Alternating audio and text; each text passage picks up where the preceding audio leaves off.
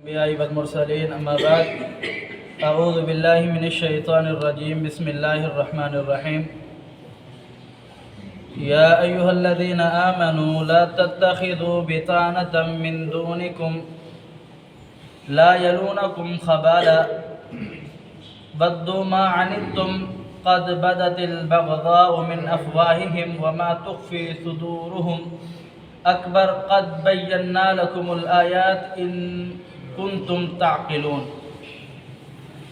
یا ایھا الذین آمنوا اے ایمان والو لا تتخذوا تم نہ بناؤ دوست بطانة من دونکم او لا یلونکم خبالا تم ہرگز دلی دوست ان لوگوں کو نہ بناؤ جو تم میں سے نہیں ہے، یعنی مسلمان نہیں ہے، اسلام والے نہیں ہیں۔ اے مومنو ایمان والو تم ان کو اپنا ہرگز دلی دوست نہ بناؤ۔ وَدُّوا مَا عَنِتُّمْ جن کی نفرت ہے، جن کی دشمنی ہے، جن کی عداوت ہے، بغض ہے، وہ ظاہر کرتی ہے انہیں قد بدت البغضاء من افواہہم جب وہ بات کرتے ہیں تو وہ ان سے نظر آتی ہیں۔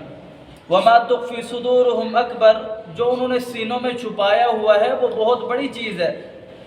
قد بینا لکم الآیات ان کنتم تعقلون اللہ رب العالمین نے تمہارے لیے اپنی نشانیوں کو، اپنی آیات کو کھول کر کے بیان کر دیا اگر تم عقل رکھتے ہو۔ اس آیات مبارکہ میں اللہ رب العالمین نے مسلمانوں کو اس بات کی طرف توجہ دلوائی ہے کہ اے ایمان والو جو اللہ اور اس کے رسول پر ایمان لے کر کے آ چکے ہو نا، تو تم لوگ منافقین ہو، یہود ہو، نصارہ ہو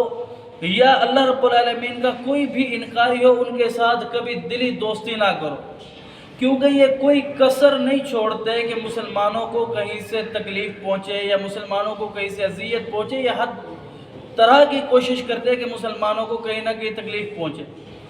اب اس بات کا اندازہ آپ یہاں سے لگائیے کہ رسول اللہ صلی اللہ علیہ وسلم کے ایک صحابی ہیں عبداللہ، ان کے والد کا نام ہے عبداللہ ابن ابی ابن سلول جو منافقین کا سردار تھا۔ باپ منافقین کا سردار ہے اور بیٹا پکا سچا مسلمان ہے، مومن ہے، صحابی ہے، اللہ کا فرما بردار اور تابعدار ہے۔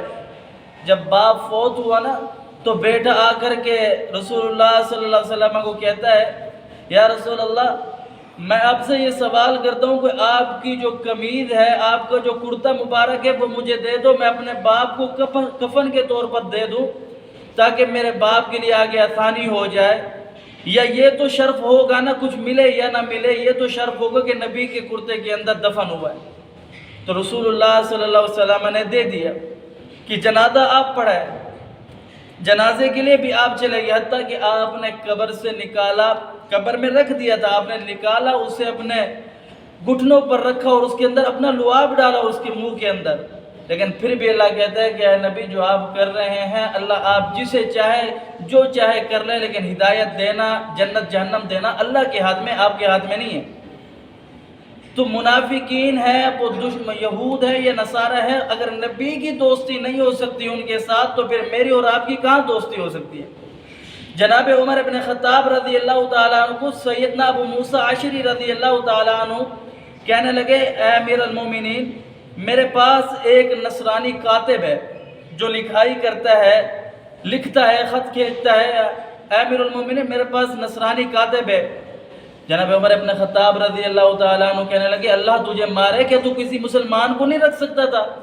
تو جناب ابو موسیٰ عشری رضی اللہ تعالیٰ عنہ فرماتے ہیں کہ امیر المومنین مجھے اس کے دین سے یا مجھے اس کے اخلاق اور رویے سے کوئی تعلق نہیں ہے، مجھے اس کے لکھنے سے جو کام آ رہے مجھے اس سے تعلق ہے۔ تو جناب عمر ابن خطاب رضی اللہ تعالیٰ عنہ نے یہ آیات پڑھی یا ایھا الذین آمنوا لا تتخذوا اليہود والنصارى اولیاء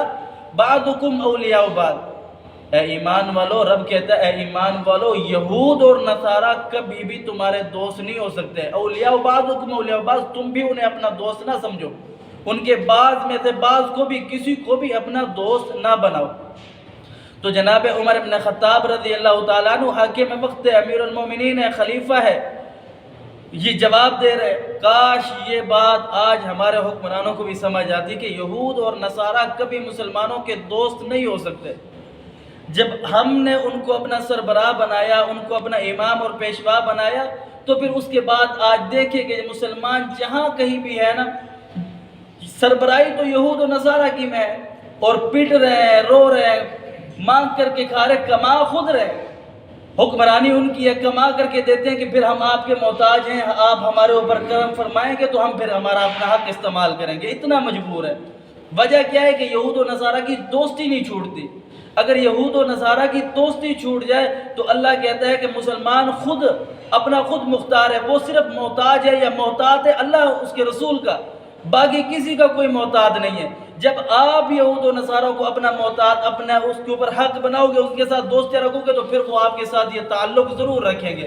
تو اللہ رب العالمین نے اس آیات میں مسلمانوں کو دو ٹوک یہ بیان فرمایا کہ اے ایمان والو، کبھی بھی اپنا کوئی راز، اپنی کوئی بات یہود و نصارہ کے سامنے نہیں کھولنی، ان کو نہیں بتانی، اور نہ ان سے دلی دوستی رکھنی ہے۔ ہاں اگر کوئی